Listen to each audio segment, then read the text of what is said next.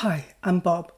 Welcome back to the solutions to the exercises for the textbook Microeconomics, Theory and Applications with Calculus, the 5th edition by Professor Jeffrey Poloff. We will focus on Chapter 18, which covers asymmetric information. Let's tackle the exercises at the end of the first two sessions that discuss adverse selection. If the step-by-step tutorial helps, please subscribe to my YouTube channel or become a member of the channel to support me.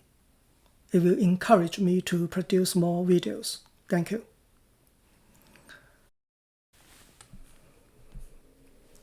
Here's exercise 1.1. According to the Federal Trade Commission, millions of U.S. consumers were victims of weight loss fraud, ranging from a tea that promised to help people shed pounds to fraudulent clinical trials and fat-dissolving injections. Do these frauds illustrate adverse selection or moral hazard? Asymmetric information leads to opportunistic behavior, where one transaction party takes economic advantage of the other. There were two types of opportunistic behavior: adverse selection and moral hazard. Adverse selection relates to hidden characteristics. It arises when one party to a transaction possesses information about a hidden characteristic that is unknown to the other parties and takes economic advantage of this information.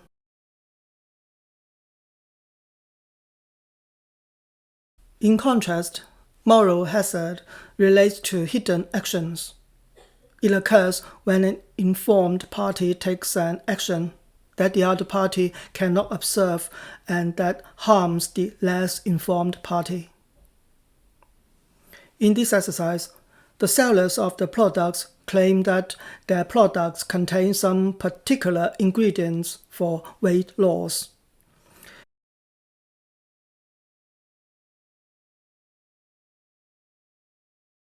They know the exact ingredients of their products, but the buyers don't have this information.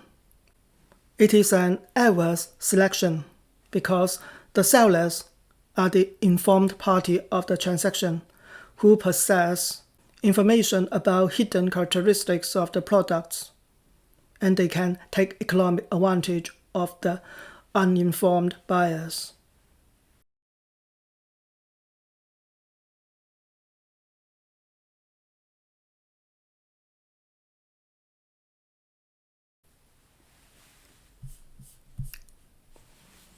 Let's answer exercise 1.2. A grocery advertises a low price on its milk as a loss leader to induce customers to shop there. It finds that some people buy only milk there and do their other grocery shopping elsewhere. Is that an example of adverse selection or moral hazard? It is an example of moral hazard. Moral hazard is about hidden action.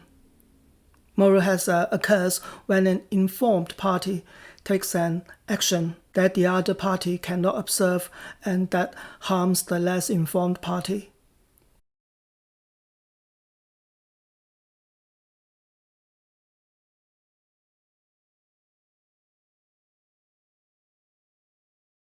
In this exercise, consumers were expected to purchase other products than the milk in the grocery store, but they did not.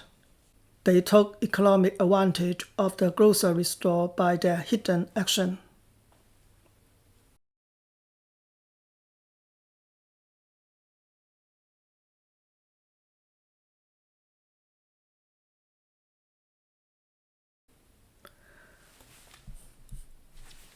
Let's solve exercise 1.3.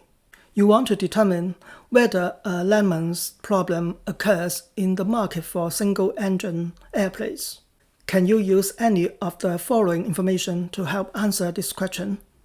If so, how? A. Repair rates for original owner planes versus resold planes. Yes, if the repair rate for resold planes is significantly higher than that for original owner planes, we can say that the quality of resold planes is lower than that of the original owner planes.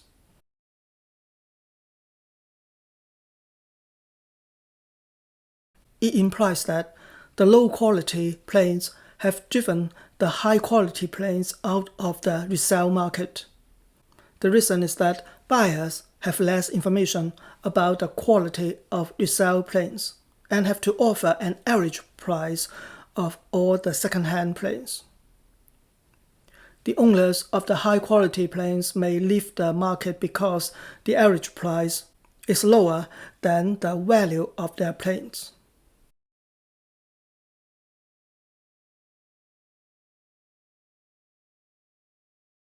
As a result, landman problems occur. The low-quality planes drive the high-quality planes out of the second-hand market.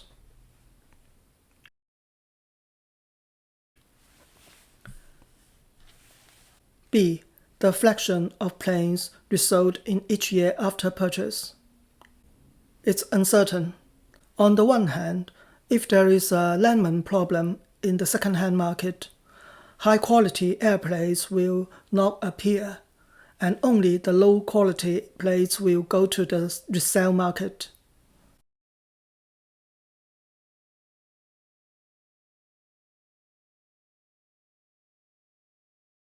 So, the fraction of planes resold is lower than without the landman problem. We may observe that the fraction drops over time. However, many factors affect the supply of second-hand airplanes. The fraction number itself cannot tell whether a landman problem occurs in the resale market for airplanes.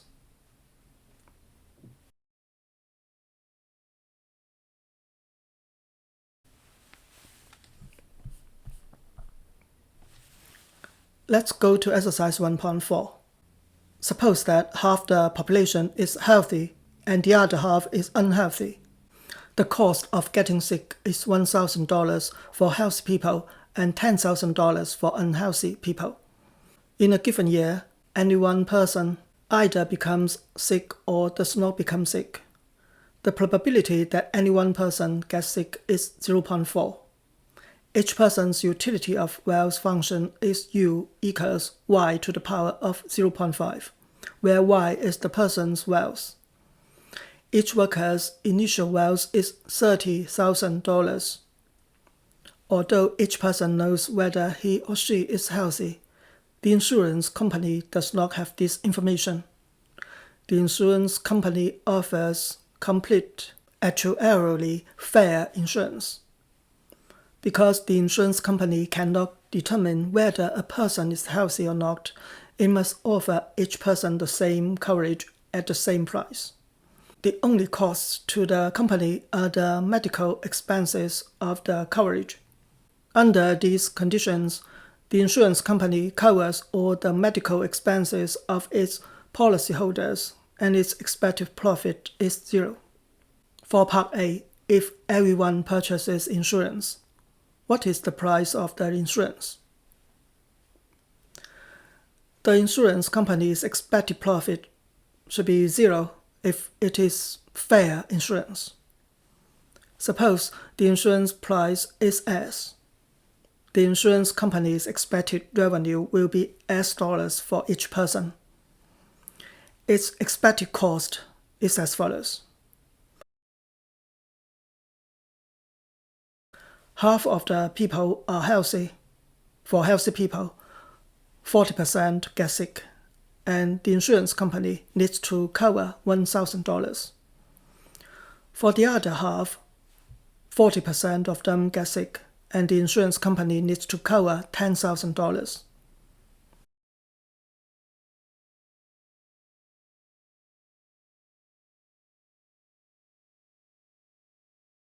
The company's expected cost will be $2,010 $200 per person.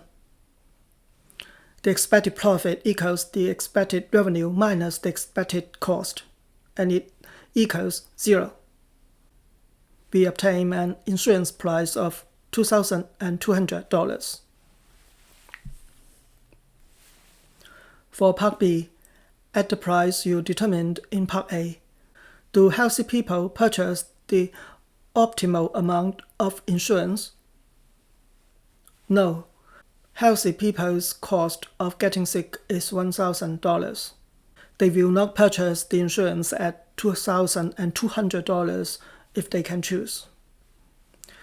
We can verify it using the utility function.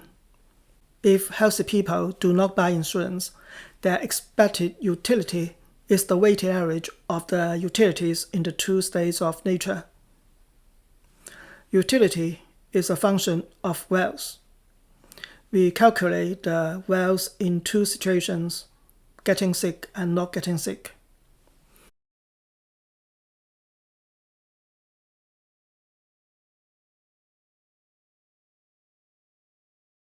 The expected utility is 172. If they buy fair insurance, they will have a certain wealth of $27,800, whether they get sick or not. Their utility will be 167, which is lower than not purchasing the insurance. So healthy people will not buy the insurance. For Part C, if only unhealthy people purchase insurance, what is the price? If only unhealthy people buy insurance, the insurance company's expected profit will be as follows.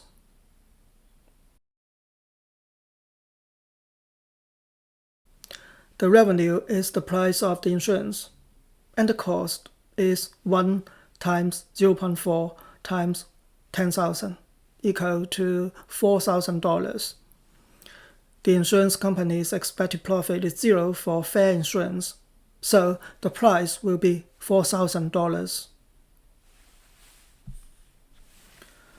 For Part D, at the price you determined in Part C, do unhealthy people purchase the optimal amount of insurance? From previous chapters, we know that risk-averse people will be fully insured if it is fair insurance. The utility function shows they are risk-averse. They should purchase the insurance. We can also verify it. If the unhealthy people do not buy insurance, their expected utility will be the weighted average of the utilities in the two situations.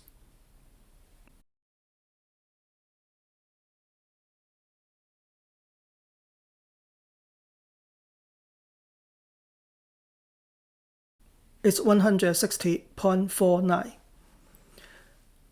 If they buy the insurance, they will have a certain wealth of $26,000, whether they get sick or not.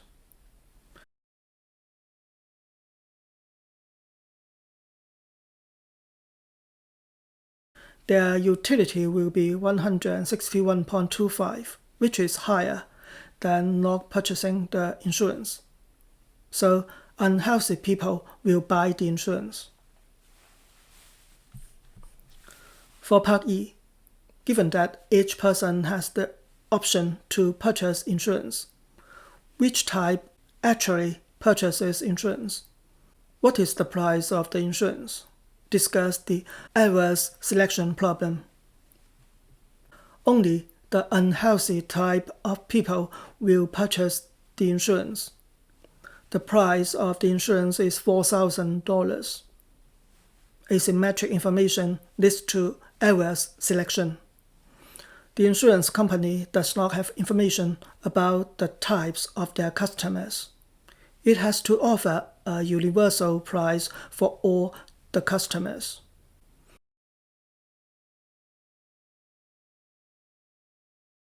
The healthy people will leave the market, and only the unhealthy people purchase the insurance. the insurance company has to raise the price in response. The outcome is not efficient because healthy people are driven out of the insurance market.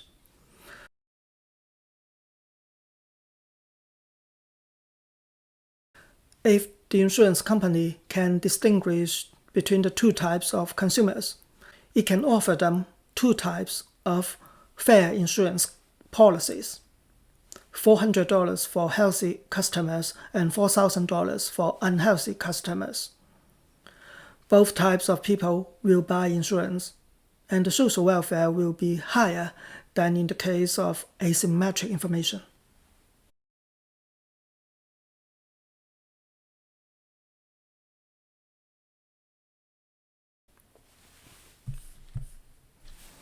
Let's adjust exercise 1.5. If you buy a new car and try to sell it in the first year, indeed in the first few days after you buy it, the price that you get is substantially less than the original price. Use your knowledge about signaling and Lemons model to explain this much lower price. Asymmetric information leads to adverse selection. You know the car much better than any potential buyers in the second-hand market. The action that you want to sell the vehicles after driving it for a short time signals that the car cannot meet your expectations and may have hidden problems.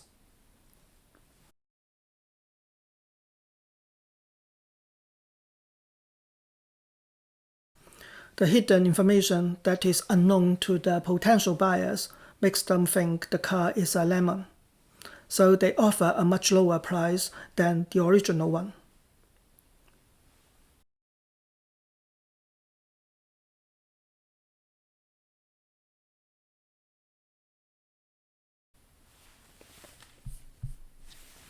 Let's answer exercise 1.6.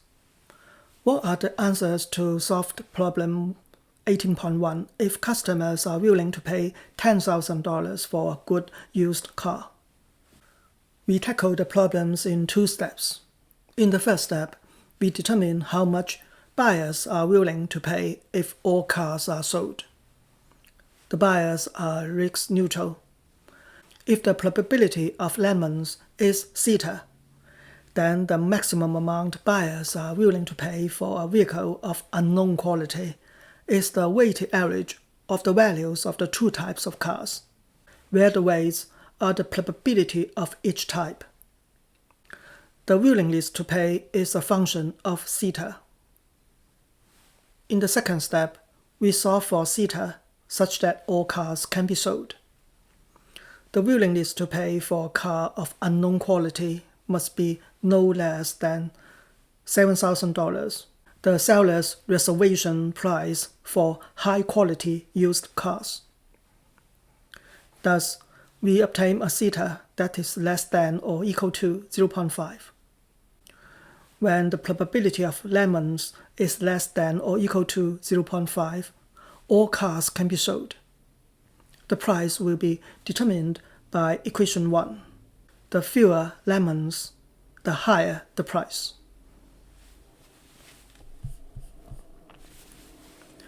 Let's solve exercise 1.7. Many potential buyers value high-quality used cars at the full information market price of P1 and lemons at P2. A limited number of potential sellers value high-quality cars at V1 less than P1 and lemons at V2 less than P2. Everyone is risk neutral. The share of lemons among all the used cars that might potentially be sold is theta. Under what conditions are all the cars sold? When are only lemons sold? Under what, if any, conditions are no cars sold? We solve the problems in two steps. In the first step, we determine buyers' willingness to pay for a car of unknown quality. The expected maximum amount potential buyers will pay is a weighted average of the values in each outcome. It is a function of theta, the share of lemons among all used cars. In the second step, we find theta such that all cars can be sold. Only lemons will be sold or no cars will be sold.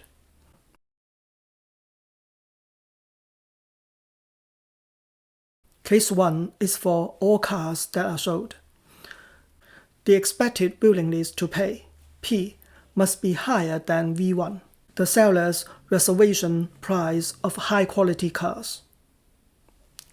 We obtain theta.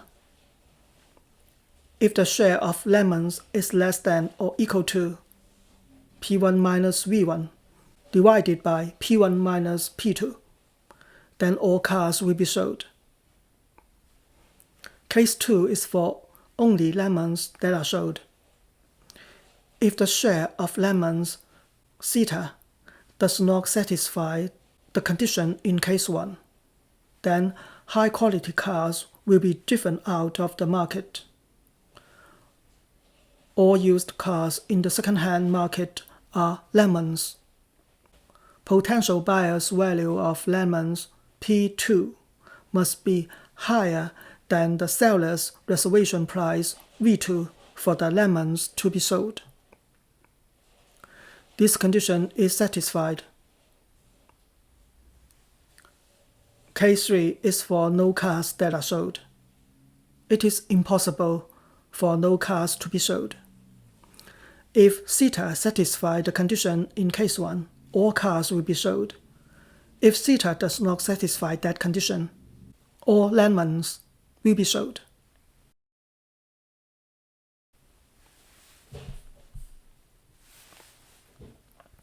Let's go to exercise 1.8.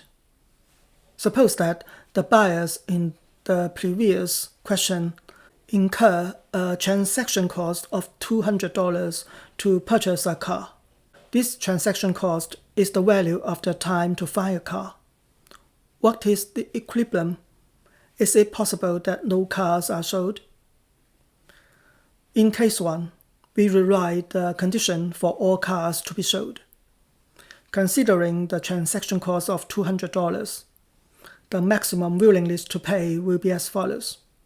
The expected values minus 200.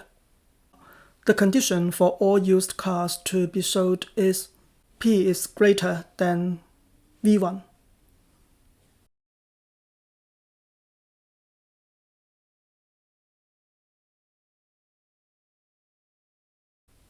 We obtain theta's expression. The share of lemons, theta, is smaller than that without transaction cost for all the used cars to be sold.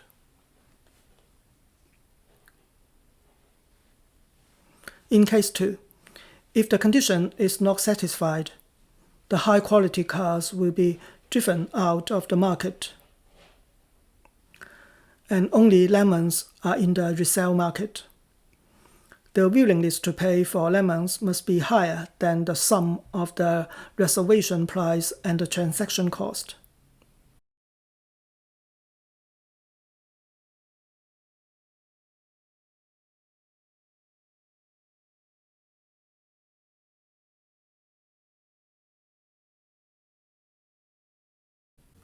Under these two conditions, only lemons will be sold.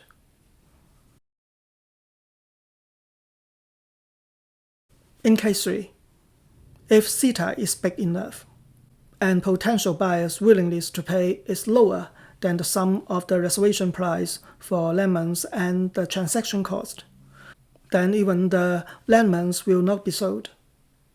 That is, no cars will be sold.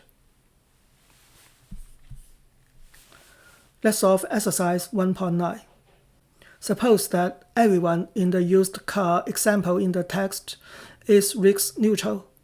Potential car buyers value lemons at $2,000 and good used cars at $10,000.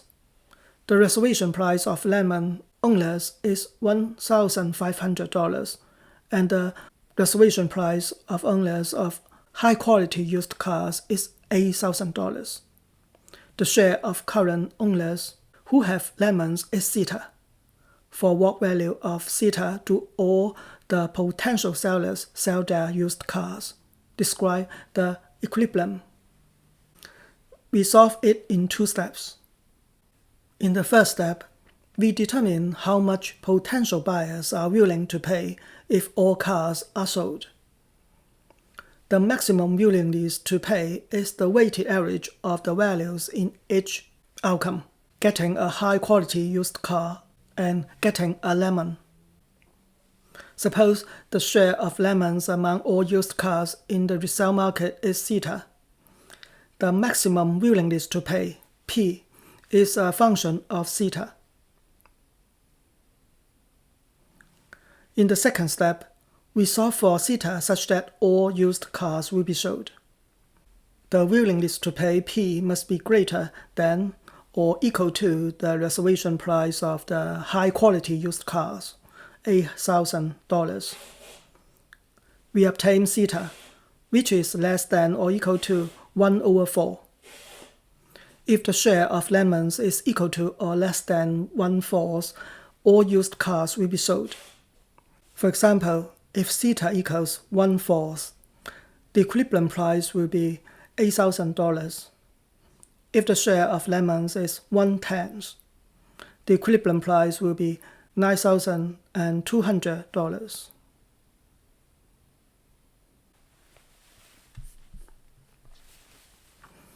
Let's answer exercise 1.10. It costs $12 to produce a low-quality electric stapler and $16 to produce a high-quality stapler. Consumers cannot distinguish good staplers from poor staplers when they make their purchases. 4 firms produce staplers. Consumers value staplers at their cost of production and are risk neutral. Will any of the 4 firms be able to produce high-quality staplers without making losses? What happens if consumers are willing to pay $36 for high-quality staplers? Asymmetric information leads to adverse selection. Consumers cannot distinguish good staplers from poor ones when they purchase them.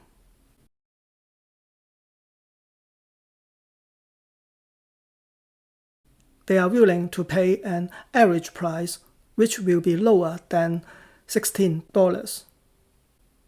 As a result, no firms will produce high-quality staplers. All staplers in the market are of poor quality.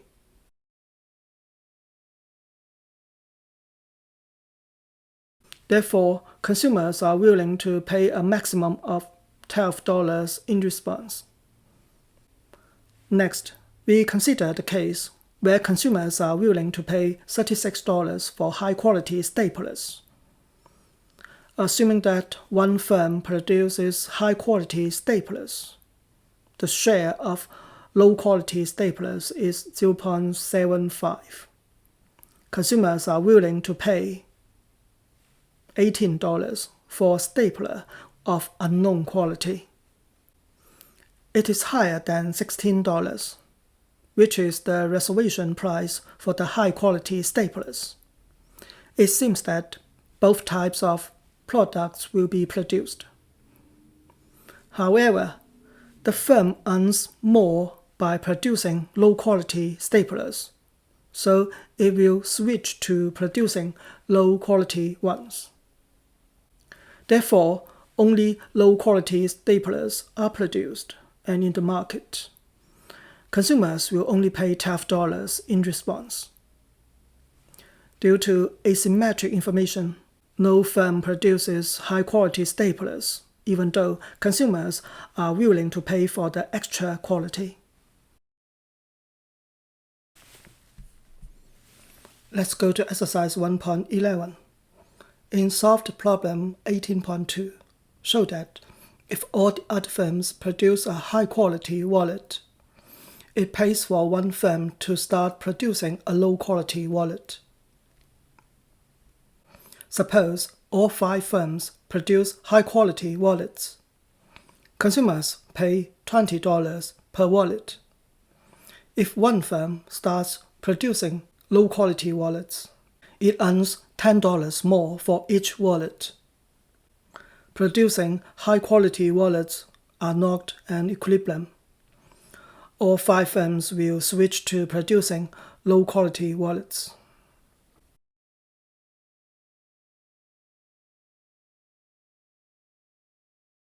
It illustrates that asymmetric information leads to adverse selection. High-quality goods are driven out of the market even though consumers are willing to pay for the extra quality.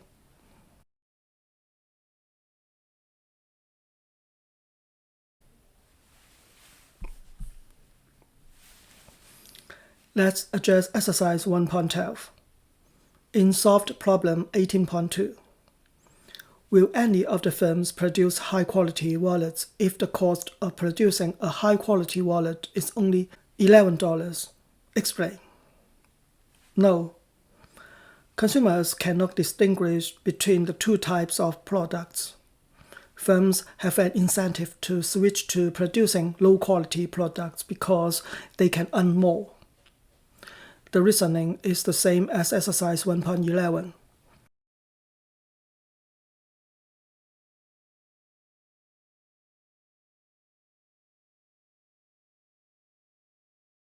Asymmetric information leads to adverse selection.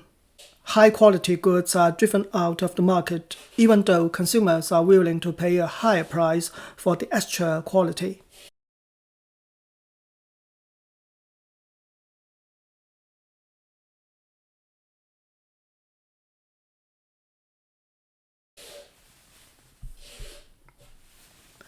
Let's solve exercise 1.13. Suppose that the wine market has 2,000 wineries and each sells 1 bottle of wine. Half, 1,000, have Napa grapes that they can turn into wine, and half have Central Valley grapes. The marginal opportunity cost of selling a Napa wine is $20, and the marginal opportunity cost of selling a Central Valley wine is $5. A large number of risk-neutral consumers with identical tastes are willing to pay an unlimited number of bottles at their expected valuations. Each consumer values a wine made from Napa grapes at $25 and wine made from Central Valley grapes at $10. By looking at the bottles, consumers cannot distinguish between the Napa and the Central Valley wines. For part A, if all the wineries choose to sell wine, what is a consumer's expected value of the wine? If only the wineries with Central Valley grapes sell wine, what is a consumer's expected value of the wine? If all of the wineries choose to sell wine, a consumer's expected value of the wine will be the weighted average of the values of each type of the wine.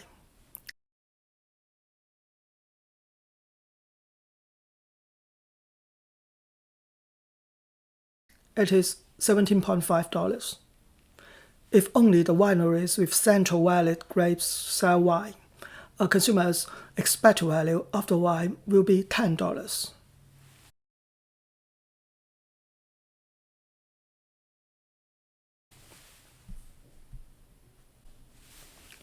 For part B, what is the market equilibrium price?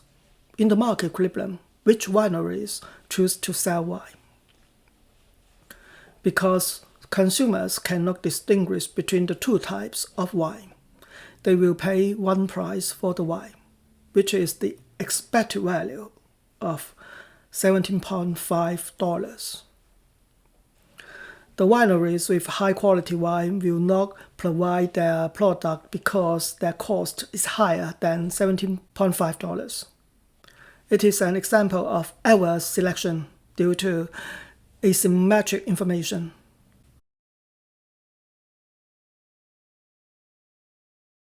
Knowing that only low-quality wine is available in the market, the consumers will only pay a maximum of $10. The market equilibrium price is $10. and only the 1,000 wineries with Central Valley grapes sell wine.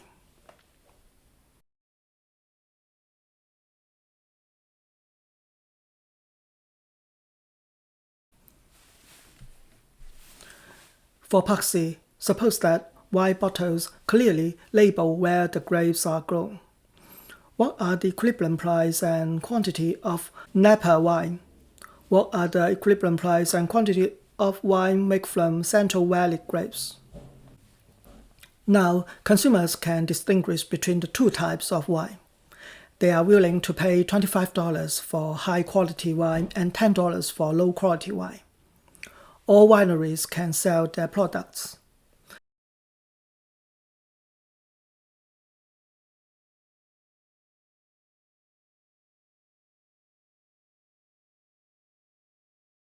The equivalent price will be $25 and the equivalent quantity will be 1,000 for Napa wine.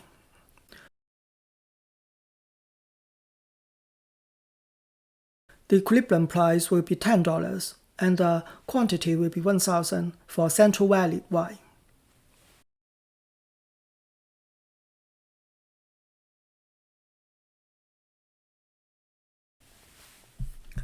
For Part D, does the market equilibrium exhibit a Lemon's problem? If so, does clearly labeling the origin of the grapes solve the Lemon's problem? Yes. The asymmetric information about the hidden characteristics of the wine leads to adverse selection.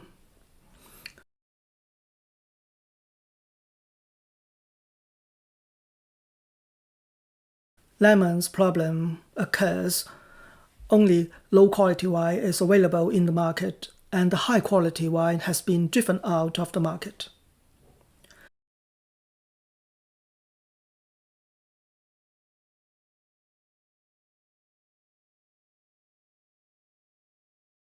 The labeling solves the adverse selection problem because consumers obtain the information about the quality of the wine.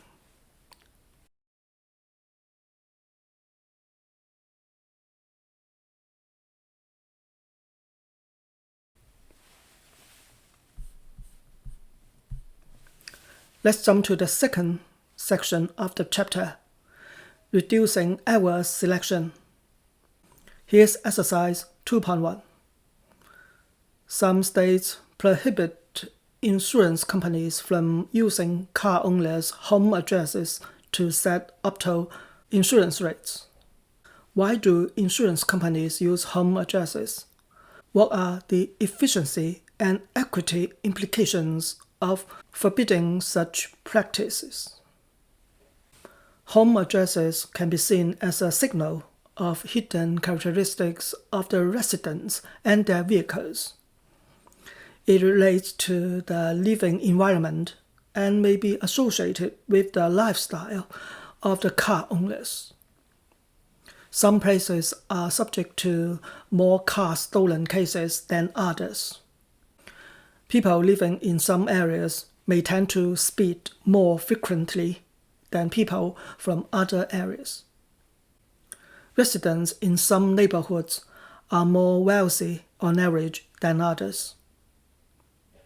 Car insurance companies can charge different types of drivers at various rates to avoid an adverse selection problem. It is more efficient than charging a universal price for all drivers. If the practices are forbidden, the insurance companies has to set an average rate for all drivers because of asymmetric information about the hidden characteristics of drivers.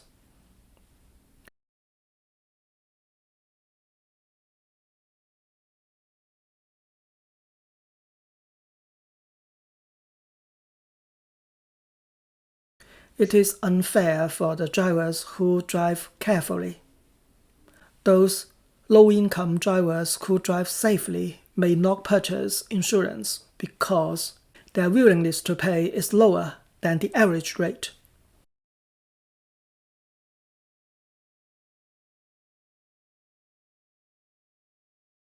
It is not an efficient outcome because this transaction should be made without the adverse selection problem.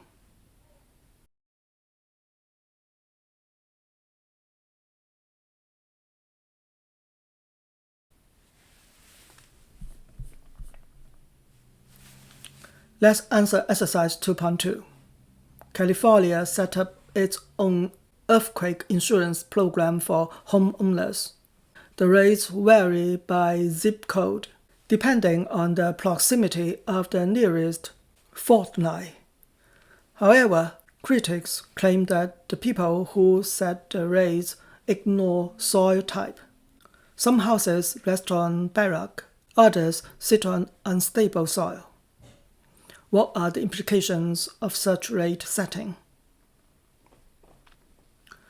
The zip code can be seen as a signal of whether the houses are more likely to be damaged by earthquakes. The soil type can also provide this information.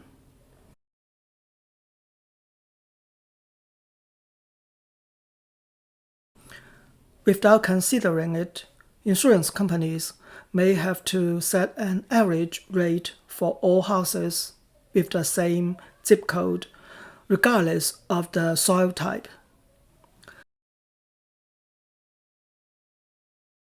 The homeowners whose houses are of less risk may not purchase the insurance because their willingness to pay is lower than the average rate.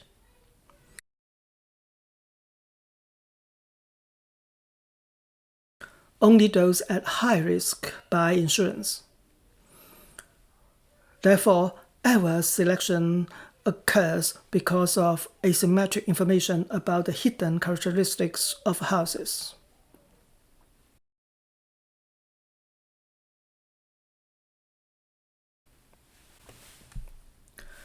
Let's address exercise 2.3. A firm spends a great deal of money in advertising to inform consumers of the brand name of its mushrooms. Should consumers conclude that its mushrooms are likely to be of higher quality than unbranded mushrooms, why or why not? Branded mushrooms are more likely to be of higher quality than unbranded ones. The brand is a signal of high quality because the firm hopes that consumers associate the brand with high quality.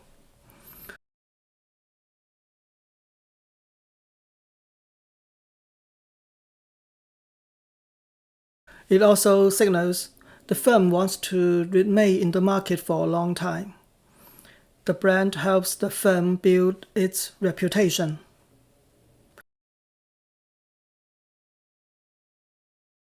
With the signal, consumers are willing to continue purchasing it or pay a higher price.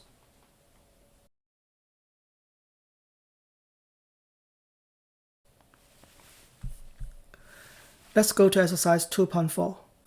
According to Edelman, the widely used online trust authorities issue certifications without adequate verification, giving rise to adverse selection.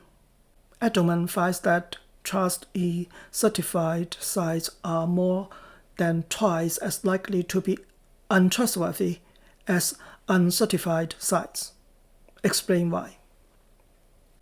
Suppose there were two types of websites: trustworthy websites and untrustworthy websites.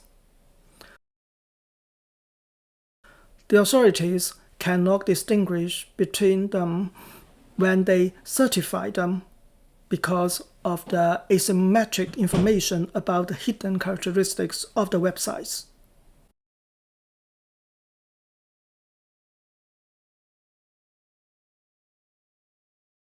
The untrustworthy websites are more likely to use the certificates to engage in scams. They expect to earn more than trustworthy websites. So, untrustworthy websites are more likely to buy certificates. As a result, adverse selection occurs. and certified sites are mostly untrustworthy sites.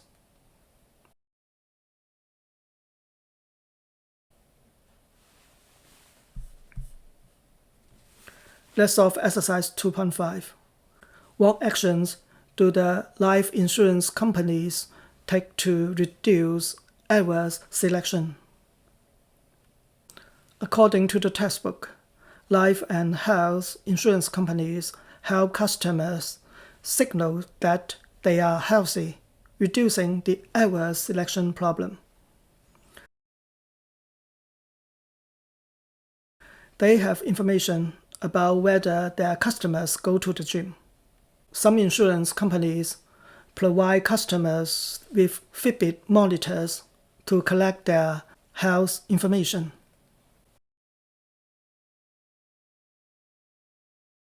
In addition, the companies are using this information to provide incentives for their customers to lead healthier lives. The rates are lower for those active and healthier customers.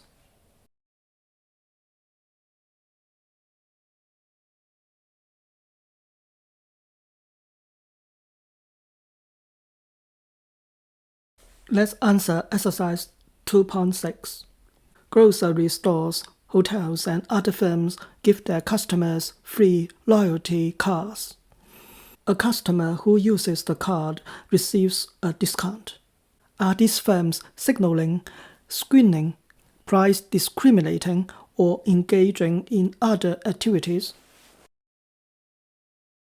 Firms usually give loyalty cards to customers who have purchased or are expected to purchase large quantities of goods. It is a practice of nonlinear price discrimination.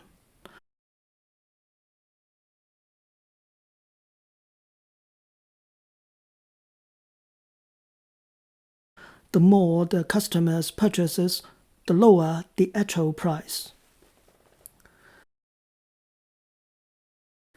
The loyalty card can also be seen as a signal for the reputation of the firm. It signals that the firm determines to establish a good relationship between customers.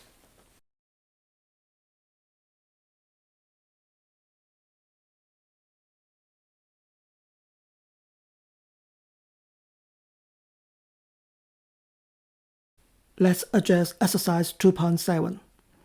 The application, adverse selection, and remanufactured goods reports that for electronic goods sold on eBay, higher seller feedback scores reduce the price differential between new goods and remanufactured goods. Explain why this pattern is consistent with the theory of adverse selection.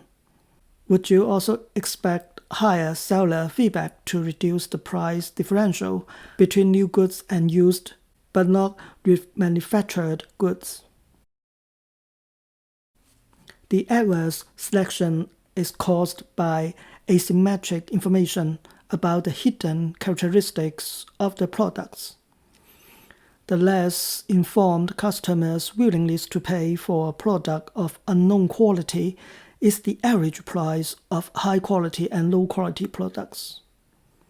High-quality products will be driven out of the market because their reservation price could be higher than the average price.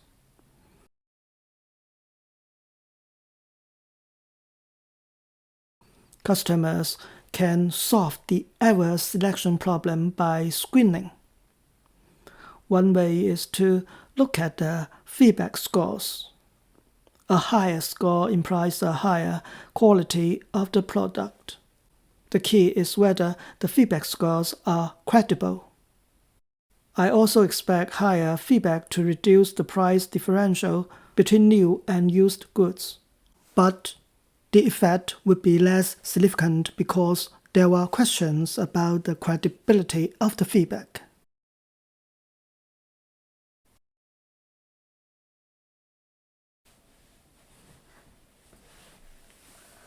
Thank you so much for watching this video and solving all the exercises with me today. See you soon. Take care.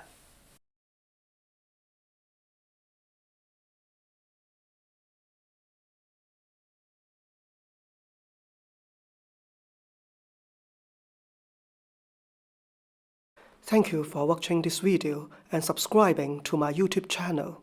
See you next time.